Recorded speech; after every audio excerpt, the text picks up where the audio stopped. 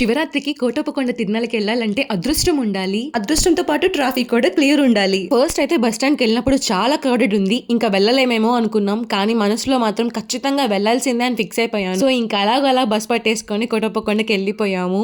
నాకు ఊహ వచ్చిన తర్వాత ఇదే ఫస్ట్ టైం ఒక తిరునాళ్ళకి వెళ్ళడం. అయితే ఈ తిరునాళ్ళ ఏపీలో వన్ ఆఫ్ ద బిగ్గెస్ట్ తిరునాళ్ళ అనమాట. కరెంటు ప్రభలు దాదాపు ఒక 20-30 ప్రభల దాకా ఉంటాయి. ఇంకా ఎక్కువే ఉండొచ్చు. మేమైతే పైన చూసాము. నైట్ మొత్తం ఈ తిరునాళ్ళ జరుగుతూనే ఉంటుంది. మేమైతే ఇది రికార్డ్ చేసింది 2 AM కి. ఇంకా అర్థం చేసుకోండి, తెల్లార్లు రికార్డింగ్ డాన్సులు ప్రోగ్రామ్స్ జరుగుతూ ఉంటాయి. సో మేమైతే నైట్ మొత్తం అక్కడే స్పెండ్ చేసాం. ఇంకా ఆ టైంలో వెళ్ళాం కాబట్టి అలా ఉంది. ఇంకా 11-10కి అలా స్టార్ట్ అయ్యి ఉంటే జనాలు మామూలుగా ఉండరు.